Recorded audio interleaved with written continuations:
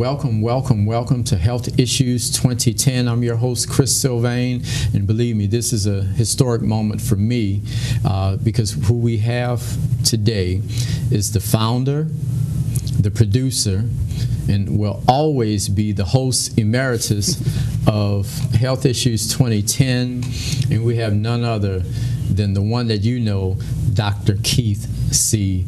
Ferdinand. Welcome, Dr. Ferdinand. How you doing, Chris? I'm doing great, sir, and of course it is an honor, an extreme honor that you'd share, and this is and always be the house that you built.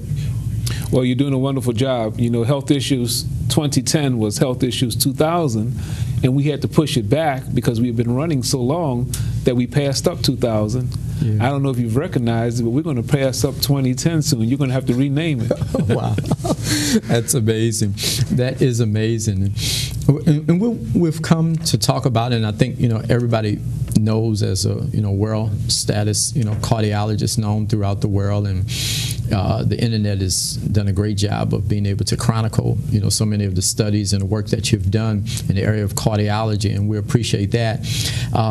But you have co-authored a book, and it is a major work, and I want the people to even take a look at it. It's called Overcoming Katrina. Overcoming Katrina, and I know for me, is for all of us, it's a very special book for anybody who has an opportunity to look at it, because, you know, people in New Orleans, we've all been through it. But tell us a little bit about it. Why the book? This is what is called oral history. It's the spoken word.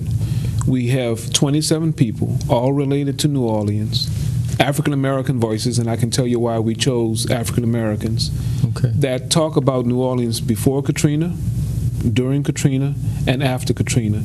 And one of the ideas is to paint a picture of this complex, multi-layered community that was heavily damaged and what has been lost. Wow. When we look at the impact on Katrina, it happened, you know, 3.5 years ago, but we have not truly had a work, and this is a scholarly work, to address the specifics from this particular perspective. Right. It's published by Paul Greve Macmillan, and you can go to the Healthy People 2010, Health Issues 2010, right, and they'll have more information. Right. But it's a book that a regular person, an average person, can read, but it also can be used in an academic setting, can be used as a textbook, for instance, in a history class, because it has that level of documentation and detail in terms of the stories of the individuals that were affected. Wow, wow. So tell us a little bit about that method. How did you, how did this thing come together? Dr. Deanna Penner is a professional historian, PhD in history. She now is at Columbia. And she traveled extensively and took oral histories of 275 persons. As a deep native, I had a lot of people I was connected with. She went to shelters, hotels, and just took down people's stories. Now, if you can recall, after Katrina, many people had very transient addresses, meaning they were here for one day and then gone the next. So we weren't able to follow up on all of the stories. The ones that we got good documentation of, and we were able to get releases, and we felt showed different facets, the old, the young, Uptown, Ninth Ward, Pontchartrain Park, that showed the multitude of people affected by Katrina in the African-American community. We made those into the voices, the 27 voices that you hear in Overcoming Katrina. Those voices were huge and powerful. I mean, they resounded, each one of those voices, because their stories were so deep. You could so easily connect with them. Well, you know, I'm a physician, but actually I was interested in history and started in my formal education in history. And one of the ways in which we developed history for many, many years, for eons, was by oral history, people telling their story. Now what we do is people get on cable news networks, and you have somebody on the left and somebody on the right, and they just make up stuff. They pontificate. But these are the people who were actually affected. These were the people who were there. These were the people who were in New Orleans before, and these are people, some of whom never came back. but it gives you the pictures of what happened to Katrina and why New Orleans is important. Wow. Tell us a little bit about some of these people and, you know, some of their stories and different things like that, because these were people that were from all different parts of the city. Some were on the roof, but they give a varied history of themselves. Sure. If you look at all of the various people, you have professionals. I have my story, and I talk about some of the things that happened with me. I was able to get out for Katrina, but it still affected me greatly. Yeah. And I talk about my experiences with Betsy. One of the things that happened in 1965 for people who are from the Ninth Ward, and I'm from the Lower Ninth Ward. I'm a child of the Lower Ninth Ward. Yeah. We went through it before. I was on the roof for 3 days, no food, no water. I lost my grandfather. Yeah. So I saw flashbacks of the type of devastation that happened with Betsy. And in fact, I reflect on what happened to the Ninth Ward with Betsy and what's happened to the Ninth Ward with Katrina. Betsy put the Ninth Ward on its knees, and Katrina was a knockout punch. That's something that you had mentioned before. When we look at what happened with Betsy, it almost crippled the neighborhood, that it was hard for it to really recover. Very difficult. Yeah, and if we look at even you know, other parts of the city, even New Orleans East, to see, you know, what's happening with Katrina in that area. We can talk about health care because health and environment are directly related. And you look at New Orleans East, that's a huge area. Right. The largest area of New Orleans, actually. Yeah. And at one time had a very large middle class and professional class. Right. You'll see pockets. There's some neighborhoods which are being fixed up very nicely. You see 2 or 3 houses in a row with manicured lawns. Right. And then you'll see large homes which have been abandoned.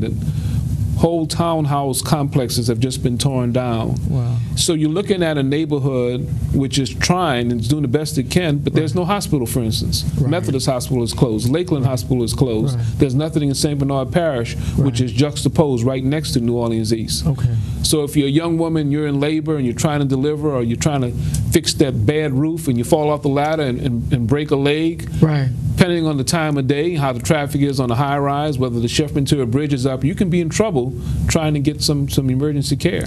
Just some care that people have to have. You have to have it. I don't think you need a large, multiple place medical center, you know, where you do all sorts of advanced procedures, but you need just good inpatient care, good emergency care in an area that is as large as New Orleans East represents. There's also other people. There's the Zulu, Mr. Big Stuff, Mr. Smith. Right. And we're actually going to do a book signing. We'll go through the list of where we're going to do book signings. But his story is here. He is a veteran of the military, and he was caught in the storm.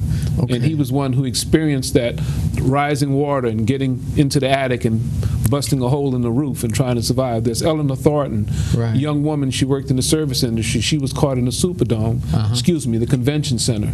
And she gives that experience. And you had mentioned before we came on the air that by hearing people's voices, now you really can experience what it was like to go through some of those aspects of Katrina.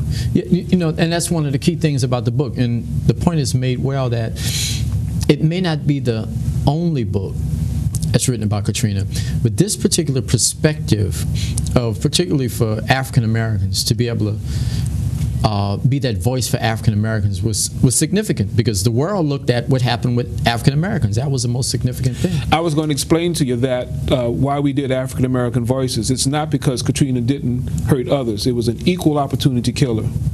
Whites, Asians, Hispanics, everyone was hurt by Katrina. But we wanted to show the multi-layered heterogeneous, which is a big word meaning difference. The differences in the populations, how large the African American community was, which has now been basically cut in half.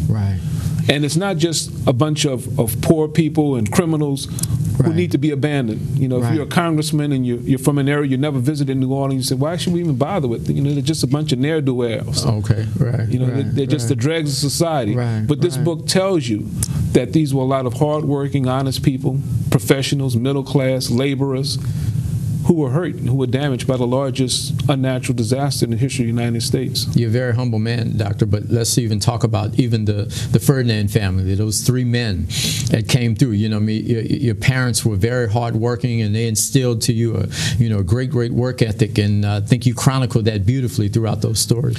One of the stories of the Lower Ninth Ward, which is probably not told enough, is that they were homeowners. After World War II, many of the men came back from the war. So like my late father, Valerie Ferdinand, he got a VA loan, got his friends, built a house, a small house, but it was his house, brick facade, nicely done, manicured his lawn, did everything he could. When you have those homeowners who strive and did the best they could, and they try to pass it on to their children, then it's all lost with a flood, with a hurricane. That's a horrible blow. You're talking about institutional financial stability that's just lost. Just the family now is in Alabama, Mississippi, Arkansas, Texas, Georgia, and they don't have that home anymore. It's just gone. Heartbeats Life Center. Heartbeats Life Center was a concept. I'm a cardiologist by training and by choice. I wasn't a little kid. I want to be a cardiologist when I grew up. No, that wasn't the deal at all. In 1968, when we were in college, a bunch of us said, what we're going to do with our formal education. We get in this training, we say, this tactical education, we call it, because it was a tactic. You're going to school for a purpose. And we decided to be physicians in order to service our communities. And one of us went back to Los Angeles. I came back home to New Orleans. And we did the best we could wherever we went. So Heartbeats Life Center was a love story between myself and my community.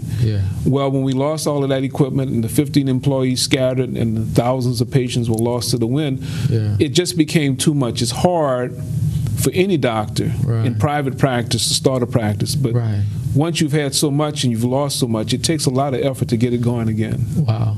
But things are doing well. You connect. I'm fine. I'm not complaining at all. There are a lot of people who lost more than me and have suffered more than I have. But it's a mistake to think it's just poor people who suffered from Katrina. They're professionals. They're teachers who lost their jobs. Remember the health fairs that we were holding post-Katrina? You see people in the line and you say, I know that lady. She's a teacher. And she was there to get a free blood pressure check and a cholesterol check and a glucose check because she no longer had insurance. And that's a terrible story. The teachers who were just, the rug was pulled away from them. It really, really was. And even if we look at, that's the big misconception concerning the people that were thieves and robbers and thugs were looked at in New Orleans. That's all we were, that we were nothing else. We weren't worth saving because that's all we were. And that's just not the truth. And one of the purposes of the book is to tell that picture of this very complicated, very complex historical community. If you go back to the 1840s and you look at the cities in the United States, New Orleans was one of the largest cities in the United States. You go New York, Philadelphia, Baltimore, New Orleans, Boston. So this is a very, very important component of the history of the United States, and African Americans have been a part of that complex tapestry for 200 to 300 years, and we don't want it to be lost because of an unnatural disaster. Wow. And I think you hit the nail on the head, an unnatural disaster. We could do better with our infrastructure.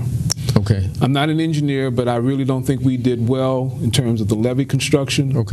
The Mystigo, the Mississippi Gulf Outlet, the fact that a channel was cut so that waters could just flush into New Orleans East into St. Bernard Parish. There are much better things that can be done. But let's even stick with health care.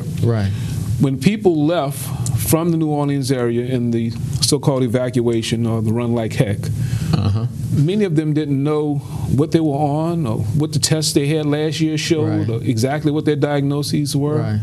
So we need an integrated healthcare system. Integrated not in terms of black and white together, but in terms of if you go to Dallas, you have a chip or you have an identification number where the provider can find out that you had a CAT scan last year and it showed X.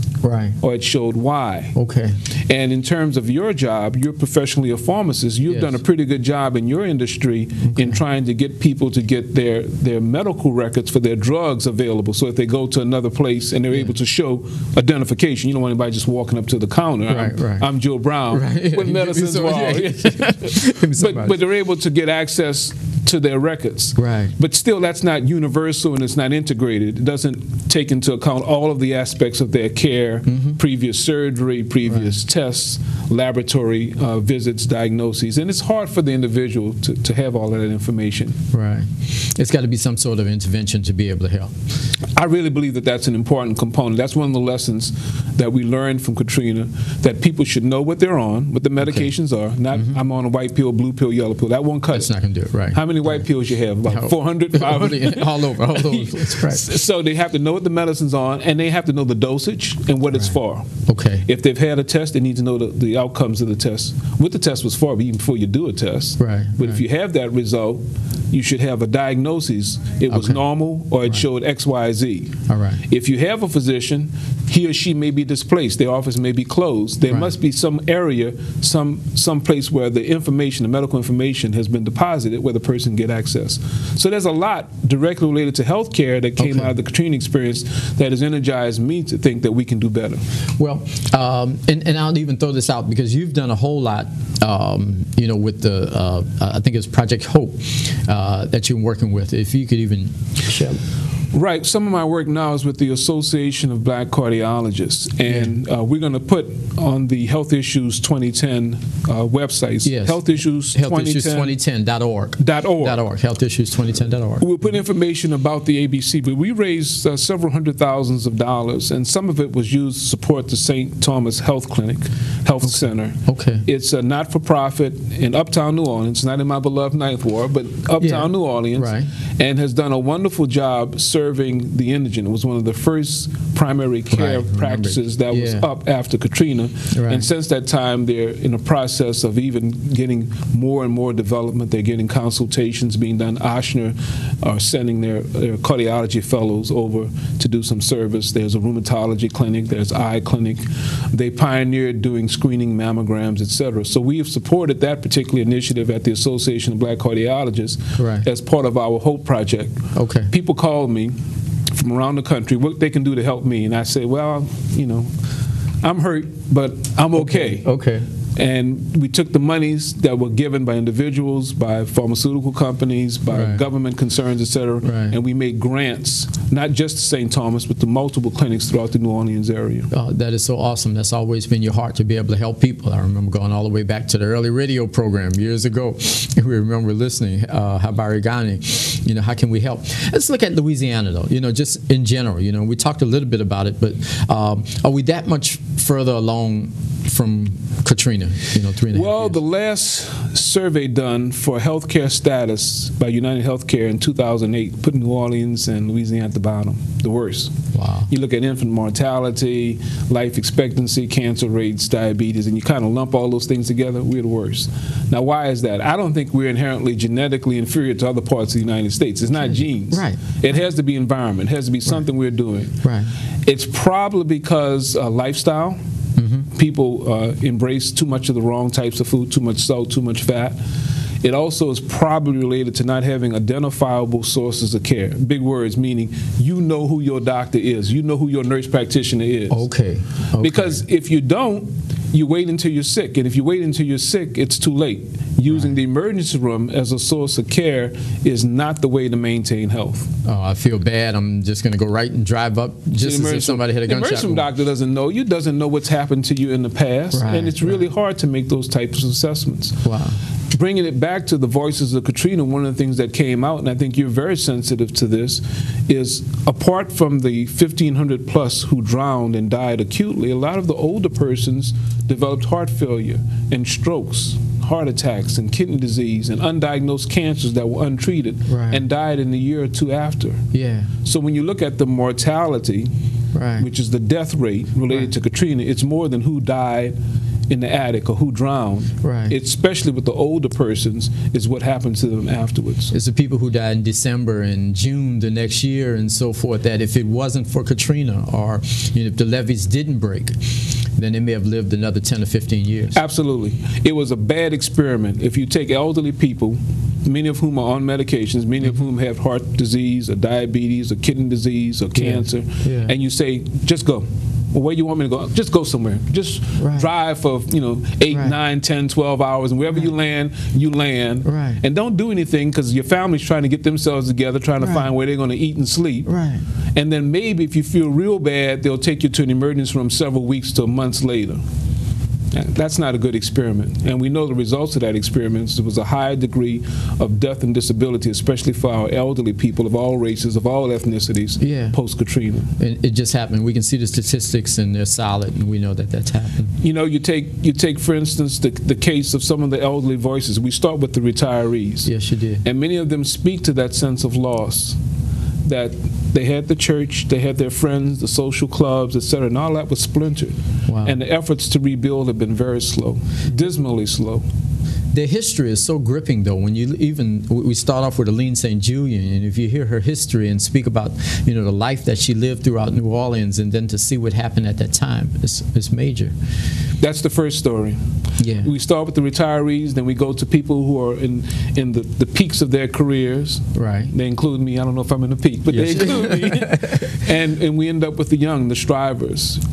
Toussaint Webster. He's named after Toussaint Louverture. He's the son of Reverend Dwight Webster, one of the leading ministers here. Right.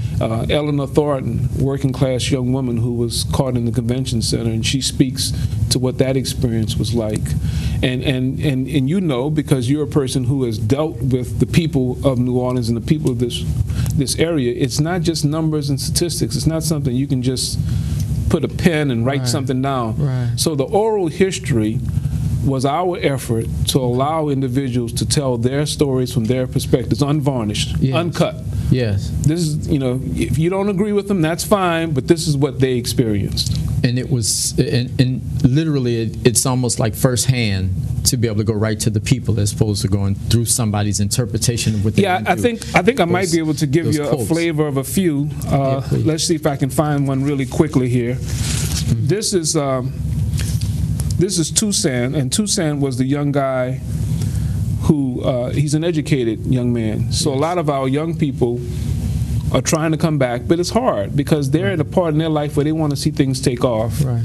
And he says, when I left New Orleans, I didn't want to come back. And now I like New Orleans even less because a lot of the people who made it home aren't here. A lot of people from church are in Houston. That's from a young man. That's a young man. Professional. Unvarnished. I mean, you can't deny and say, well, that's not true. If that's his experience, that his people have been scattered and lost. Right, right. That's his story. That's his story. You can't do anything about that. The news media could not do that. There's no way that they're going to be able to capture that. Well, if you look at history, how do we know what history is? Well, you can get some experts and put them on cable news and have one on one side of the screen, another on another side of the screen, and they can scream and holler at each other, and that becomes reality. Right.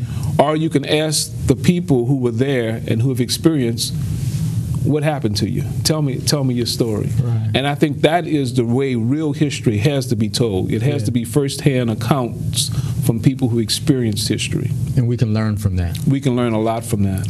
Well, let's even talk, and before we even look at going to a wish, let's look at some of these book signings. These are particular places that you pick where you're going to do some book signings. I think if you put them on the screen, you can see the community bookstore. That's Vera Warren. She's a child of the 60s. Her mother was a great activist in the Ninth Ward, and she has a bookstore on Bayou Road, which is right off of Broad near the racetrack. Christian Unity Church, that's Toussaint Webster. That's the young man I just read a quote from him. And that's a community church. That's an activist church. That's a church where people go and they're invigorated by the Holy Spirit, and they're also invigorated to change the world. So those two places. Zulu Social Aid and Pleasure Club. Threw you off on that one. Well, one of Leonard Smith, one of our best narrators, was a Zulu, and he was caught in the attic and experienced that horrible feeling. And then Borders Bookstore on St. Charles, that's an uptown bookstore. That used to be where the Boatman Funeral Home is, right off of Louisiana in St. Charles. A very beautiful, newly renovated bookstore. But we want to have it available for people from uptown. It doesn't have to just be people from New Orleans East or back of town or Pigeon Town. We want everyone to experience this. So if you're white or Asian, Hispanic, you're well-to-do, doesn't mean you can't hear the voices of other persons and what they went through. That's amazing. That is amazing. So you'll be there to kind of answer questions or whatever possibly? I'll try to be there at every book signing, and I'm sure we're going to have some of the other narrators there also. Okay, great. And can answer people's questions about their experiences. It'd probably be an opportunity for people to learn a little bit more about what others experienced in Katrina, and by sharing and talking it out, that's the best way to go. You know, when you have something that happens of this magnitude, it's not going to go away and change in 2 to 3 years. Now, we can see the housing and the healthcare infrastructure has not been corrected in 2 to 3 years, but the pain, the psychological hurt is not going to be done. Going back to Betsy, you're talking about 1965. I tried to rescue my grandfather, and I couldn't do it. And for many years, I blamed myself for the drowning of my grandfather. Now, it took me several decades to recognize that you would have had an older man and a young boy trying to, quote, rescue him, so they've had two losses in the family. But that's the type of thing I'm sure other people are struggling with. They lost a family member, an elder died, or they displaced child, and they're blaming themselves, or they're trying to deal with that sense of loss. And this is not something you can dismiss. No. You know, get over it. No. It's not that easy. No, we have to deal with it realistically and deal with the truth. What would your wish be, Doc? We just have a couple of minutes for a healthcare system. The New Orleans area, the Gulf Coast needs to have universal health care. It's not socialized medicine. Everybody needs to have health care. We need to have a good primary care network so people don't use the emergency room for episodic care. And we need to have a hospital in New Orleans East. Doesn't have to be a big fancy hospital, but just basic hospital services in New Orleans East. It's things that we have to have. This is so awesome. Let's do the take-home message right to the people and share with them what they need to know. The take-home message is that if you can hear my voice and you want to learn more about what happened to the complex, beautiful community, then you should come to one of these book signings, go to the Health Issues 2010 site, get more information. But wherever you are, go to your physician, go to your nurse practitioner, find out what's wrong with you. Don't wait until you're sick to go to the hospital, because then it's too late. Getting that type of care at the end stages of disease is poor care. And the type of information that Elder Sylvain has on Health Issues 2010, I think all of us should take the opportunity to learn more about ourselves, our medications, our conditions, so that we can be an emboldened, powerful client when we go to the physician. So awesome. And that is the website, healthissues2010.org. You can get all of that information. We have the information concerning the book signings and everything else like that. Doctor, this has been an awesome experience. You know, for me, own personally with my mother and aunt and father going through Katrina, but there is hope. And we thank you. We appreciate it. Keep doing what you do, Chris. Hey, this is Dr. Keith C. Ferdinand, Chris Sylvain with Health Issues 2010. We thank you, we appreciate you, and please do all you can to stay healthy. Gotta do it.